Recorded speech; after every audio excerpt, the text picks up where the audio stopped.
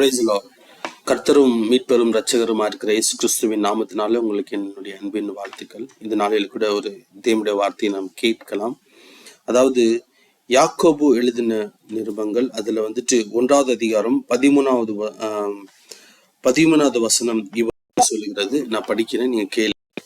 அதாவது, ಯಾವನಾದರೂ ಪಾಪ ಮಾಡುವುದಕ್ಕೆ ಪ್ರೇರೇಪಿಸಲ್ಪಡುವಾಗ ಈ ಪ್ರೇರೇಪಣೆಯು ನನಗೆ ದೇವರಿಂದ ಉಂಟಾಯಿತೆಂದು ಹೇಳಬಾರದು.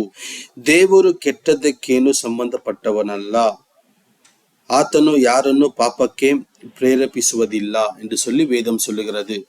ஸோ நம்ம அநேக பேர் இந்த லோன் வாங்குற விஷயத்துல, கடன் வாங்குற விஷயத்துல நம்ம எனக்கு கடன் வாங்க கர்த்தர் உதவி செய்தார். நான் கஷ்டமான சமயத்துல ஒரு பர்சன் இந்த லோன் பத்தி என்கிட்ட கொண்டு வந்தாங்க, அப்ப இது கர்த்தர் தான் அனுமதிச்சாரு அப்படின்னு சொல்லி நம்ம அநேக பேர் சொல்லுகிறோம். அது தவறான காரியம்.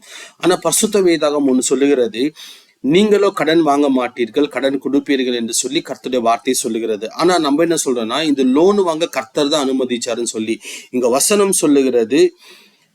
பாவத்தை செய்யறதுக்கு எப்பவுமே கர்த்தர் நம்மளை என்கரேஜ் பண்ண மாட்டாரு. இங்க தப்பு செய்யலாம் நீங்க பண்ண சொல்லி. ஸோ கடன் வாங்குறது தவறு, பாவம், கர்த்தருக்கு பிரியமில்லாத ஒரு காரியம். அப்போ கர்த்தர் அதை அனுமதிக்கிறாருன்னு சொல்லி அநேக இப்ப நம்ம சொல்லுகிறதும் தவறுதான். அது நம்ம சொல்லாதபடிக்கு அநேக காரியங்கள், தவறான காரியங்கள், ஏதோ கர்த்தருக்கு பிரியமில்லாத ஒரு விஷயத்தை நம்ம செஞ்சுட்டு இது கர்த்தர் சித்தம் நம்ம சொல்லுவோம். ஆனா அது அப்படி சொல்லக்கூடாது. கர்த்தர் சித்தம் இருக்கும்போது வார்த்தையினால கர்த்தர் வெளிப்படுவார், கர்த்தர் வார்த்தையினால பேசுவார். ஆகியால் எனக்கு அன்பான தேவச்சனங்களே, கர்த்தருடைய வார்த்தை எப்பவுமே நம்மள அது அவருடைய சித்தத்தின்படி நடத்தும்.